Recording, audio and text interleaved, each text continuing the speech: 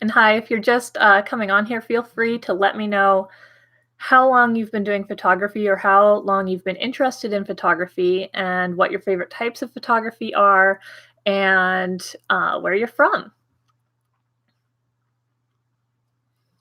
And also let me know if you have any particular questions for me. Pretty much today, I'm just trying to get a few audience members through here and get to know you guys. And also, talk about future ideas we have for the channel. So any questions you have, just let me know and I'll be happy to talk to you about them.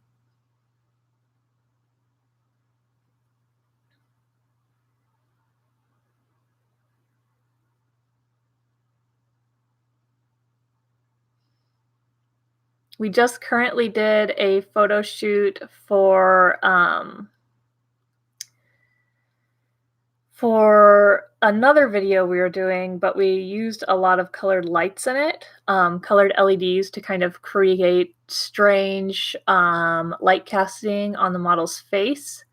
I'd be happy to do some tutorials on that because we really love using strange light casting on models' faces, especially for headshot style stuff that we've been doing lately. So let me know if those kinds of things interest you. Do you have any questions about editing techniques? Do you have any questions about gear? I actually do want to do some more gear videos this summer, especially for gear that is going to be more catered to outdoor photography, because there's a couple of interesting pieces we found over time that have ended up being more useful to us than pretty much any other, extra special thing we get together for outdoor photography. Like, you wouldn't believe how handy it is just to have a rolling cart, just to haul dresses and a place for the model to change and extra food and all your gear. So, let me know if you want to know about gear. Let me know if you want to know about Photoshop, what techniques we're doing. Do you have any particular questions for us about our photography? Do you have any particular types of videos you would like to be seeing in the future?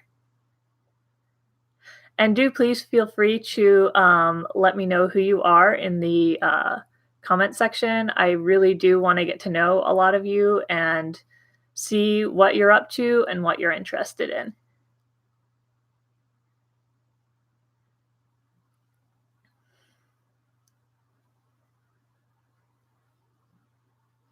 I'm also curious how many of you. Oh, thank you so much, Theo. Where are you from, and what are you doing? How long have you been doing photography, and what kinds are you interested in?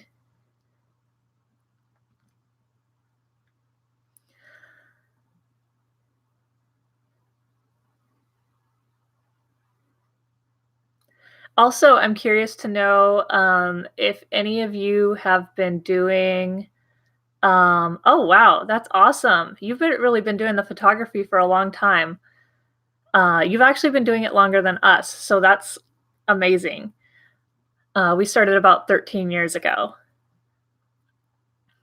Um, I'm also curious to see um, if any of you are interested in learning how to do more videography, or if you already do some videography with your photography, because we actually have a pretty strong background in that and could use that to kind of bolster some of the techniques you can use to get your photography out there.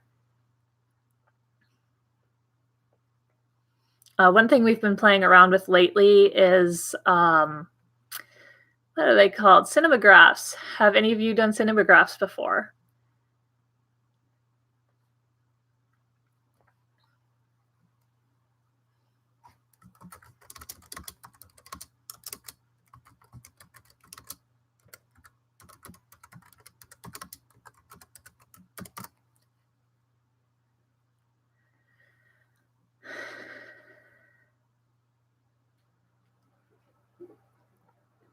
I also thought about doing some edits today to make this like a little bit easier for you guys to drop in on. Um, Awesome. How long have you been doing film?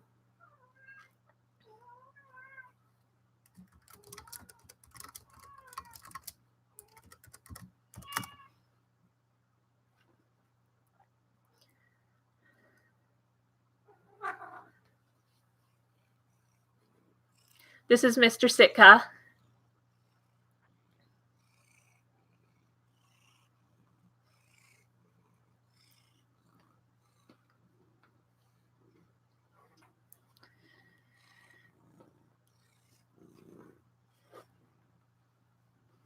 He is our outdoor travel cat. He and his sister both go camping with us and go on hikes.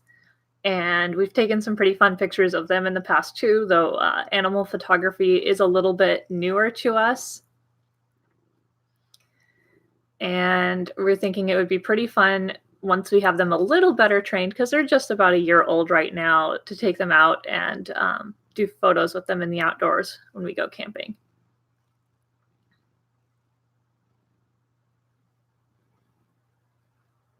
We also thought he was a girl when we first got him. Turned out we had a boy and a girl. I'm curious to see how many of you actually do film work on top of doing photography, because there are a surprising amount of similarities in how you can work with photos, and just the idea of trying to get a story, and how you pretty much just need to if you have Adobe software, the editing techniques on color can actually be very similar, especially I've found when using After Effects, even though I know a lot of photographers don't like to jump into After Effects because it can be a bit intense. The color work you can do in there is super similar. Oh, wow. So you started with film. So you were interested in filmmaking, I'm guessing, from a really young age then, if you started about 15 years ago with photography. Yeah, you would have been a teenager when you started, Theo. That's funny, because that's actually the same thing with Sean as well, my husband. He started videography when he was in middle school. And just got really into storytelling through film. So he kind of crossed over to photography as well. You guys would have a lot in common. What kinds of stuff do you like to do with film and photography? Oh, wow. Yeah, I've been on there a long time too. I think 2010 must have been when I first kind of started up the Temperate Sage account on DeviantArt, because there were a couple of old accounts way back in the day from my earlier art. I actually found some of my favorite artists on DeviantArt as well. Let's see, one of my absolute favorite photographers is called Girl Tripped on DeviantArt, or she's now called Winterwolf Studios, Winter Kelly. I don't know if you're familiar with her, but I was super inspired by her art as well. And actually, I've worked with her a couple of times recently, which was kind of amazing. She likes to work with a lot of fantasy dresses, so I actually sent some of my dresses out her way and had her photograph them, which was like a dream come true for me.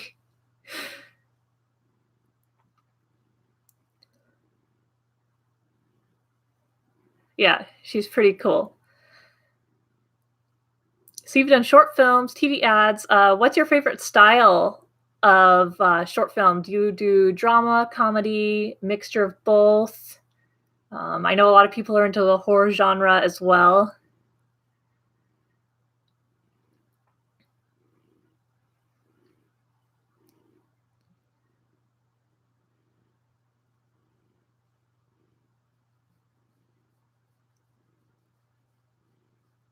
And yeah, we do, actually, it's funny. We do a lot of photography, but videography is definitely our mainstay on income. So the commercial ad, um, industry is definitely where we pull the most of our money. And actually, we focus mostly on editing in that department. So, actually being on set and shooting is secondary, for us. Editing is definitely our top income in the film industry.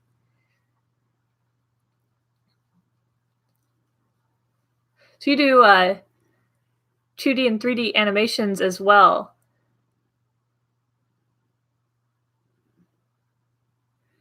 Yeah, it's kind of that kind of covers us pretty well. Surrealism or fantasy, maybe a mixture of both. I really love storytelling too, and I think maybe that's come over from the film side of things. So, kind of I don't know what it is, but action. I really love to put action in shots as well, just because it kind of reminds me of the film end of things. And I've grown to love, I know this is kinda silly to, like, place it on one or the other, but I'm really growing to love landscape style shots where it feels more like a movie. Um, and so we've been doing a lot more of that, and Sean naturally brings that to photo shoots since he has so much of a film background. He likes to shoot things as if he was taking a shot that he would use in a film. So, since he does a majority of our actual shooting, he brings a lot of that kind of film aesthetic edge to it, which I think is really nice. I always used to have different tendencies since I do dressmaking. I always thought of things as like I want to see the detail on the dress. I want to see a full body shot of the person because I want to see the whole costume. And I've definitely changed that over time, um, to enjoy the more film aesthetic of things as well, where there's motion and there's a story, and sometimes you aim it more for the person than for the object. And so, yeah, actually, that's amazing that you said that because that is very much how we work on set together. And it's kind of strange for a lot of people because they're not used to that. But generally what happens is Sean is kind of like the DP on set. He comes in with things and he says like or he aims for shots. But often what's going on while I'm on set is I'm playing both the PA, the production assistant, and also the director. So I'll be holding lights up and doing stuff like that, but also sometimes I'll be walking around the set and just kind of looking and seeing what he's not currently seeing at that moment so that I can kind of be like, you should try a shot over here because the lighting is really different, or you should come over here. The angle that this model's at currently from this position is really interesting. So we do a bit of that on set, which is kind of fun. So yeah, that's really interesting that you commented on that. And it is interesting to work that way because I think not a lot of people think about it that way. Usually there's the photographer and there's the assistant, and the photographer is telling the assistant what to do. And sometimes that is the case on set because I need to get certain lighting angles and stuff like that for shots. But also on our sets, the assistant is also looking for things that the photographer isn't seeing. So it's kind of playing a director's role as well. And we definitely do, since I've done a lot of things in that direction, Sean has definitely grown to be the stronger photographer out of the two of us, I would say. And what I have become is the stronger lighter. So when it comes to deciding where light needs to be, and what angles to use. I've definitely grown my skill set there. It was really interesting because we're about to send out a video kind of talking about a shoot that I did with another photographer that Sean couldn't actually make it to. I actually kind of wish I'd mentioned more details in the shooting of that video that's going to come out soon. Um, because there is a nervousness in me when I'm shooting.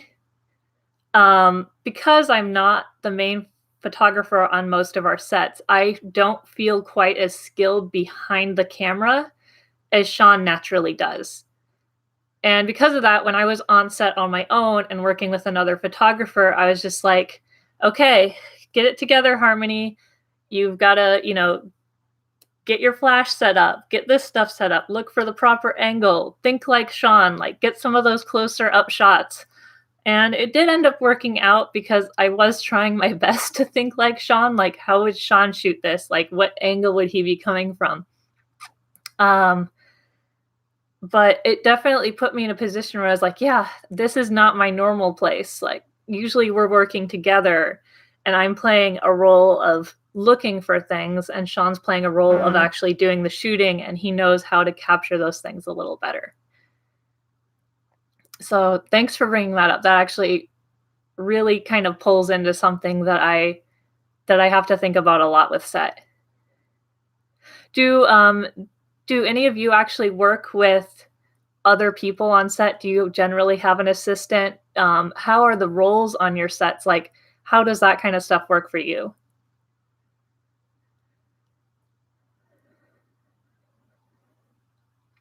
Give myself like a little breath here. It's fun when you bring up a question or something like that, because it kind of puts me off on a tangent and I can like think about how I think about those things. It's interesting.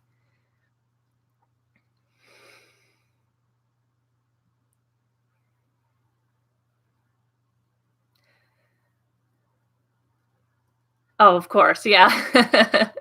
Yep.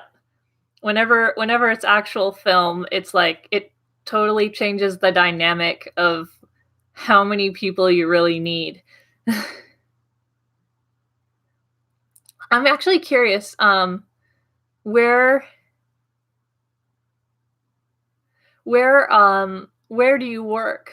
I mean, you don't necessarily have to say this, but I'm just curious where you do film stuff, because we kind of work in a unconventional area of the world to pursue that kind of career, being in Portland instead of down in like LA or something like that. But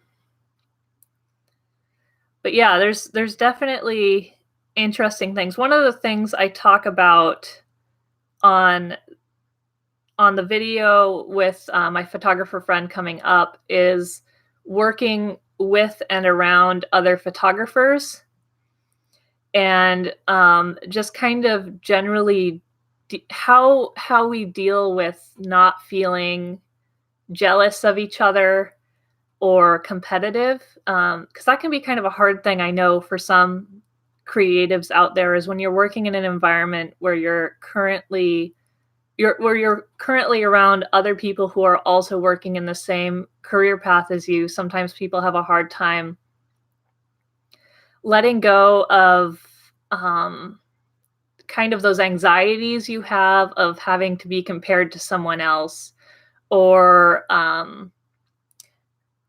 how to sorry, I just noticed something. There we go. How to try and keep jealousy from getting in the way of working with other photographers. And that's definitely a big topic for us in that video, because we have kind of created this relationship with each other as two different photography teams where we don't worry about that kind of stuff. And it's also gotten to the point for us with that particular photographer where we're very comfortable shooting each other's shoots. So one of us will just show up on the other set and we'll both work together and we'll just shoot the shoot together and not worry about who's getting what shots. because we know that we both shoot in such a different way that we don't really overlap with each other on how we shoot and how we also go a step further and we actually share some of our raw files with each other. And that's pretty unusual for a lot of photographers, I know, because a lot of people, that's kind of like the no-go zone, like, this is my raw file, these are your raw files. We've actually, because I have a stronger background in editing, and that's kind of my focus for the most part, we've gotten to the point where we'll share our raw files with each other. And if one of us decides, well, I'd rather edit this person's raw file, we'll do that instead. Oh, wow. So down in Central America. Yeah, I mean, metal bands, that's cool. Sean and I have actually had a dream of eventually being able to work with more bands, especially in making music videos. We would really love to be making more music videos. And Sean is actually currently working with one metal band up here. But we think that would be really fun. But it's unfortunately a lot of the bands we do want to work with, it's harder to kind of, they're still artists as well, so budgetary things are always a bit of a hang up. Do you do a lot of work with bands? Like, I know this is an interesting topic for people, but when you really want to do something creatively, at what point do you say, I'm not going to ask for quite as much money for this project as I normally would? Because that's always a question we have, is like, where do we set the bounds for, are we going to make this person pay full fee, or do we want this project so bad that we're going to back it off a little bit? And usually that comes down to, if we're doing like our own dress shoots and it's things I've made and stuff like that, and we find a model who's really enthusiastic, usually we just kind of find a middle ground, and it's just a time for shoot because they want to shoot with us so badly and we want to work with them so badly with our own content. It's definitely an interesting conversation. How many of you feel comfortable, like, how do you go about, this is an interesting question to think about. How do you go about upping your costs as a photographer or a videographer?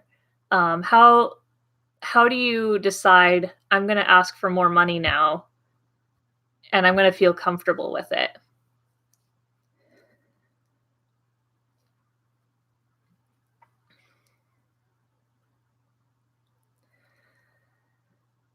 Yeah, there's a lot of topics I do want to talk about, especially with working with other people on sets, especially other photographers, and then also, of course, working with models. Now, of course, Alfio, if you work in the film industry, learning to work with other people on set, it just kind of becomes like, you just have to know how to work with other people when you're working on a film set.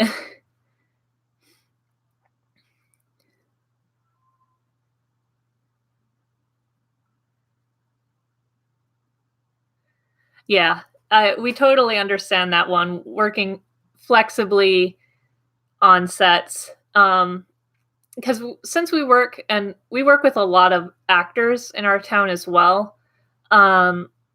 So when an actor or say another film producer that we frequently work with on set creates a creative project, what we generally do is we will charge a little bit less to work with those people, since we know that those tend to be more like passion projects. They also tend to be more creative projects and less commercial. And so it kind of gives us the idea of, well, we would want them to work for us, for slightly less, since we know when it comes to our creative projects, we would want that as well. So generally we kind of hit a middle ground there.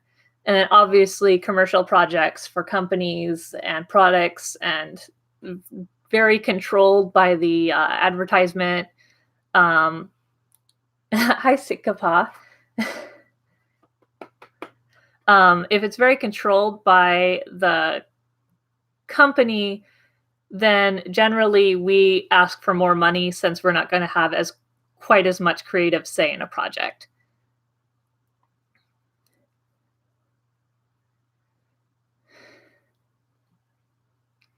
Where are your favorite places to shoot? Like if you thought about a type of location that just really excites you, while you're location scouting, like what kinds of locations are just really exciting for you? That's a question I'm curious about. Like for me, I don't know what it is. We shoot so much outdoors. Finding a location that's got like craggy rocks on the coast or something like that just like adds like an extra dimension of abandoned buildings, yeah. But like an extra dimension of intrigue in the background that always really excites me. Really interesting colors on cliffs too are kind of fun when we find a pretty brilliantly colored cliff. Abandoned buildings, that's a tough one up here. I feel like so many of them have pretty decent security. It's pretty difficult to sneak into them with a film crew.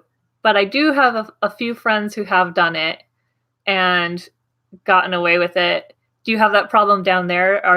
Is there much security with abandoned buildings, or can you find some pretty good ones where people just leave them alone? Also, the other thing about abandoned buildings is the potential of running into people you don't want to run into in them.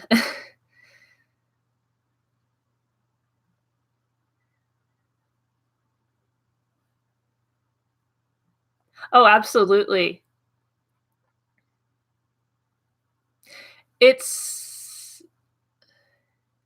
That is totally true. I definitely would say that there is a place where exposure is a bad word, and there's a place where exposure is not a bad word. And like you're saying, you're really on par with that. Because if a client that has a lot of money and wants a lot of control is telling you that it's for exposure, they're not telling the truth there. Especially if you don't get to have your creative say on a project, then it's not really about exposure, because you're not really getting to show people what you're capable of if they're controlling how things look and how things feel in the project. But definitely when you're working with other creative people who are willing to kind of give you some reins in how things are going to feel in a project, then exposure is not so bad. Like if I bring a model onto a set and I give her a dress, but I say, you can pose how you want. Like, let's bring out what you're really good at. That's different from a client coming to me and saying, I have this video project. I need you to use these assets and I want you to do it in exactly this fashion. If you're essentially being an assembly line editor, or you're essentially being given a shot list and told exactly how to put it together, then that's not really showing off your true talents. And in that case, you definitely want to ask for more money. So yeah, you're really on the mark there. I do think that it is important to look at the value of how other people who are in the creative realms can add to your projects, and to think creatively about how those people could add to your project. Because that's where some of the funnest project innovation can come from. So thinking about like, what could this, instead of me and this makeup artist deciding who has to pay who, be like, what can me and this makeup artist do together to like really bring the best from both of our strong suits. And also it is also kind of a realm where you are also trying to make sure you're looking for people who are at the same level as you as far as where they are in their careers. It's different if you're going to have to make a special choice if you're bringing a model onto your set who's absolutely brand new to it and has no idea what they're doing. You have to decide if, like, are they there because you think they can bring something to your art, or are they there because they want you to up their career?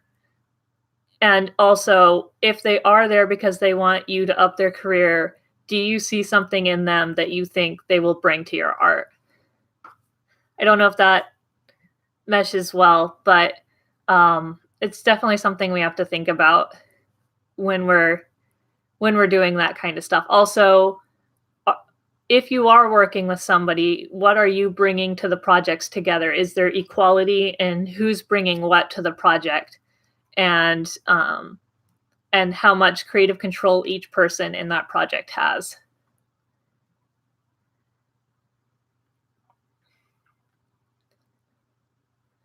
Yeah, it's an interesting question to think about, and I would say the best way to think about it is if you're doing a project for exposure or you're working with somebody, just think about it in your brain and be like, does the idea of doing this make me feel yucky, or does it excite me?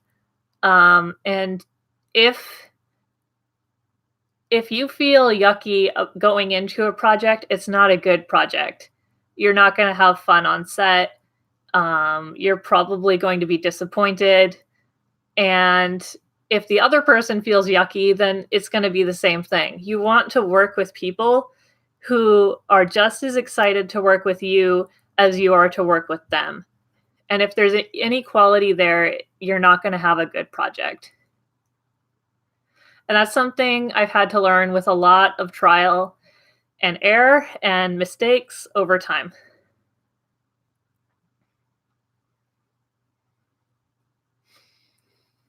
So if you have any questions about editing or working with people or doing photography projects,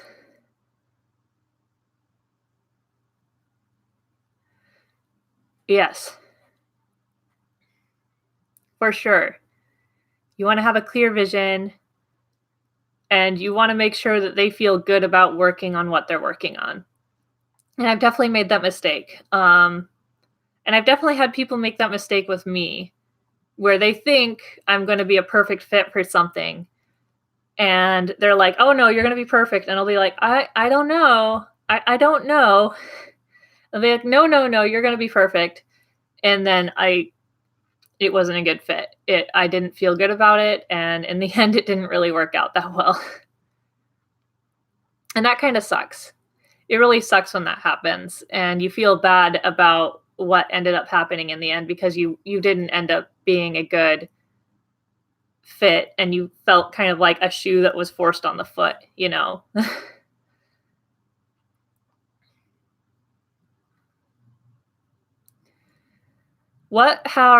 Have any of you had any projects that felt like nightmares? I mean, I know that's not the most positive question, but there's definitely been a few for us in the past. Luckily, I would say we're getting better and better at avoiding those. Go for it.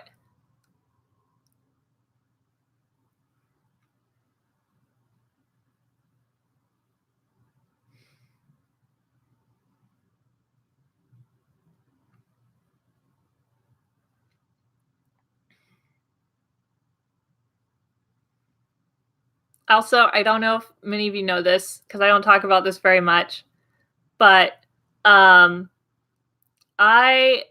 have huge anxiety surrounding making dress projects for clients.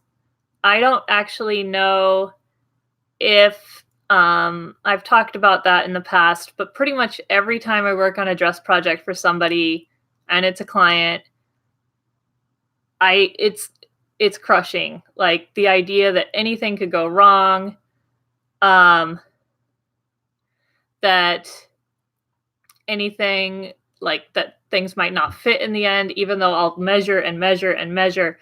Um, that's an area I've decided that while I do like to make dresses, and I do like to make costumes, and I do like to make tutorials on how to do them, doing them for clients has been extremely nerve-wracking for me.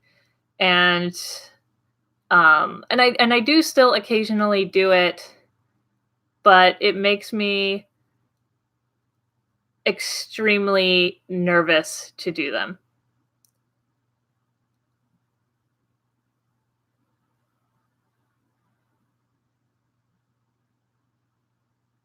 Oh, that sucks. Yes. When Now, there are actually a couple of techniques for retrieval of footage um, off of memory cards that have been formatted. I don't know if you knew about those at the time or if it was even possible, because even then it doesn't always work. But we have had a few mistakes like that happen in the past, and we're able to use some software that we could use to kind of go back into the memory card and retrieve some of the things that hadn't been completely written over after formatting. And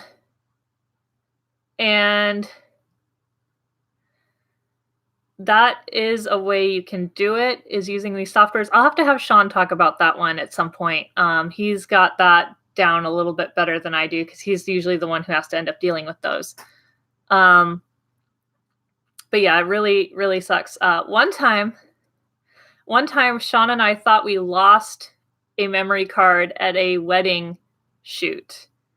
And it was also a super rushed wedding shoot. So we had about 10 minutes to shoot the bride and groom for their photos outside while the light was dying. Like I'm saying the light was dying, like it was the end of sunset, and we were able to get some nice shots, but like it was sunset onwards toward dusk. There we go. Yeah, we'll have to do a data recovery thing. That's actually a great idea, because it's surprising how many people don't know about the need for data recovery. And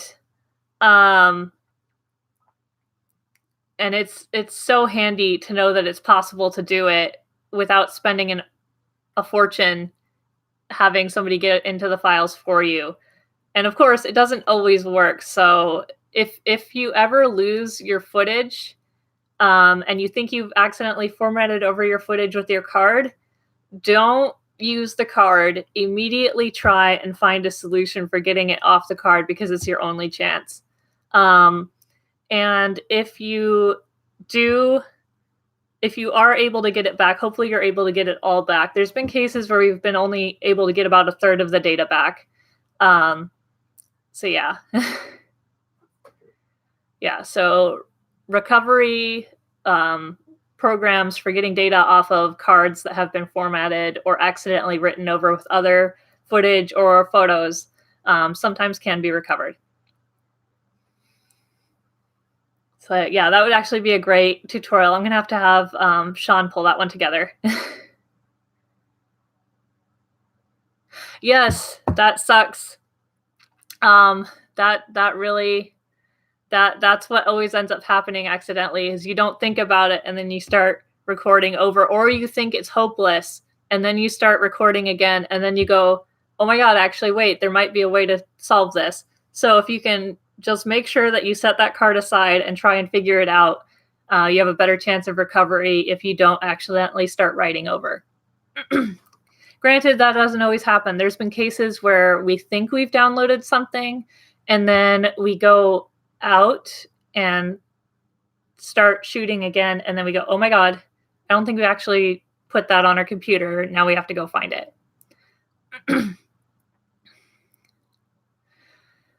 So that would be a great one. I'm going to write that down right now so I don't forget. Give me a second.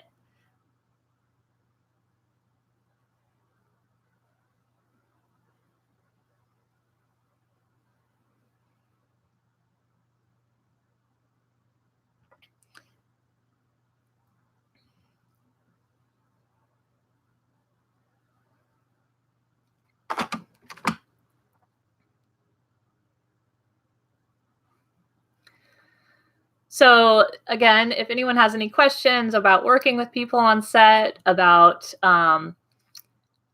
shooting, different techniques for lighting, let me know. Any ideas you have for future tutorials, things you want to learn about. I am here to answer questions today, but also take ideas for future videos.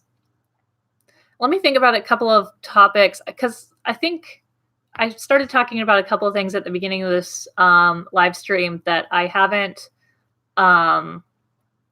recovered so far, which is we do have a couple of videos coming up. I've already talked about one idea, or well, it's beyond idea now. We're actually in the process of creating it. I did a photo shoot with a girl with burning umbrellas and other burning objects out on the coastal waters with another photographer. And we're going to have kind of a recap of that shoot, interview style with that photographer coming up soon. And that'll be kind of a fun one to look at. We're also going to be posting a bunch of those pictures so that people can see a lot of the shots. We're also going to show shots Lauren Zurchin, the other photographer, got, as well as shots I got together. And there's actually one shot we got that we both loved, and they were taken within these photos were taken within a millisecond of each other, because you can tell the fire from different angles was the exact same moment, and that'll be really fun to show off. Oh no, what did you do wrong with the fire on the flower?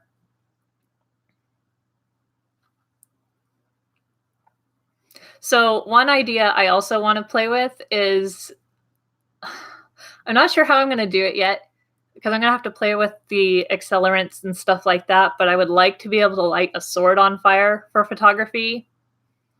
And that's going to be interesting to figure out.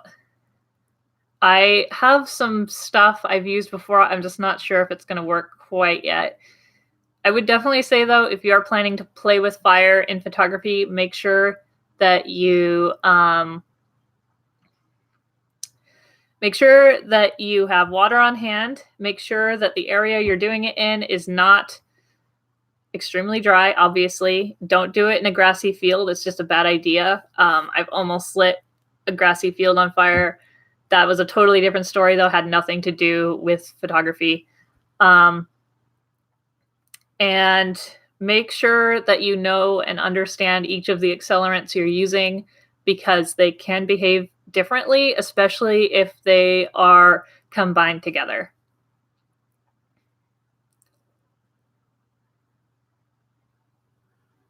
Oh no, yeah, that happens. Sometimes when we're shooting with burning things like umbrellas, you have about 3 seconds to shoot the burning umbrella before it is a crispy pile of ash. It's a lot of fun shooting with fire. We also do a lot of shoots on the water out in the Oregon coast areas, and water can be dangerous too. That's where I'll put that. Well, I'll probably have to do a whole video about how dangerous water can be. We've definitely had some interesting times with that. You can do both. I would definitely say there's something to be said about fire on set versus fire that's been composited. You can certainly do both, but the lighting on the models, and also the what's it called? The heat. The way heat falls off of fire really makes an interesting effect across a shot. It's kind of interesting. The ambient light. Yeah, ambient light from the fire is really interesting. Granted, you can kind of fake that in post, pretty well. The heat distortion, though, is something that's a lot harder to fake and post.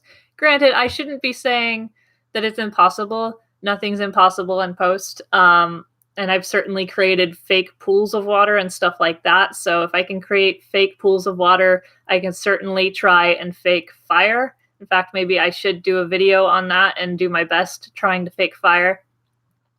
You also, every time you fake fire in a shot, you're going to have to do that again. And the steps and the time it takes to fake fire versus actually having fire on set can save you a lot of time with the finished image. Yeah, heat waves would definitely be hard.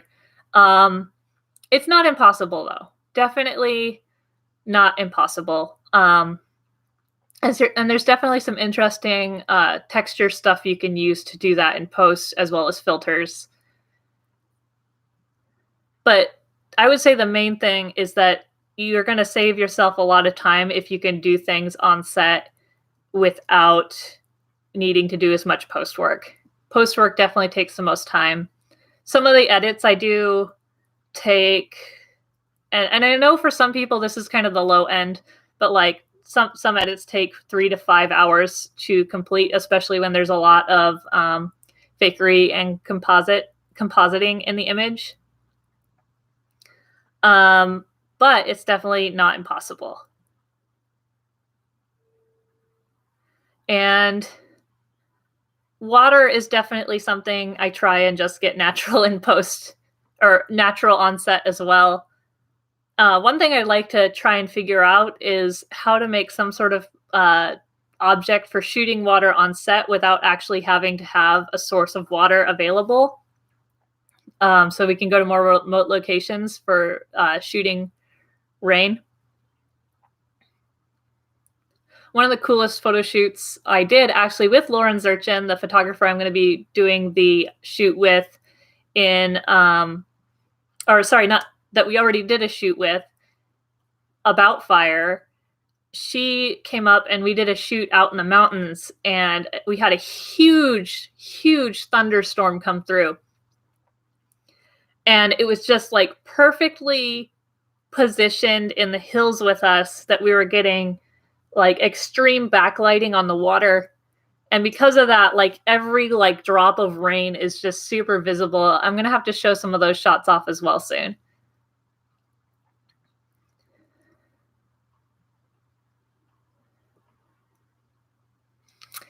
So yeah. Are there any more questions? I might actually stop this soon. Oh, you can check our works out. Let's see. Probably some of the best locations to check our workout is Instagram, which is Temperate Sage on Instagram. Just one word together. And then we're also on 500 Pics. We've got a Temperate Sage account there as well. And we're also on DeviantArt as Temperate Sage as well. And I think that's 2 words, I think. And those are definitely the best locations to check out our finished photography bits. And I'm really working hard on getting back into the social media and getting images posted more regularly. So I'll be trying my best to get our best work out there frequently.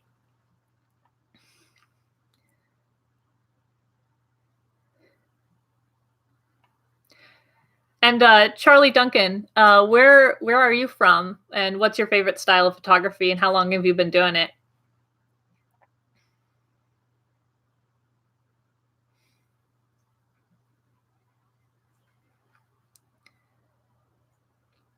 If there's any more questions, feel free to drop them in the comments or something like that. And oh, you're really close to us. You're up in Darrington. We're down in Portland, Oregon. So cool. Landscape. Awesome. And you've been shooting pretty much like pretty close to how long we've been shooting. We've been doing it for about 13 years. Landscape is definitely like a minor love of mine. I like of course, I kind of like to call myself a um, opportunist on landscapes. If we're out on a location and we're shooting portraits, but I'm like, this would actually make a great landscape, I'll take one. So I feel that I'm not like a hardcore landscaper, but I do have a love for landscape photography. Oh my gosh, that's amazing. You've been doing 365 since 2011? That's crazy. That's awesome. Yeah. Portrait photography is definitely our main love. Actually, I would love if you would like to send me a link to your 365 project, I would love to see that. That's amazing. I think you can message me on here. Go ahead and message me on Instagram, Temperate Sage on Instagram, and I would love to see your 365 project if it's available and like free to the public.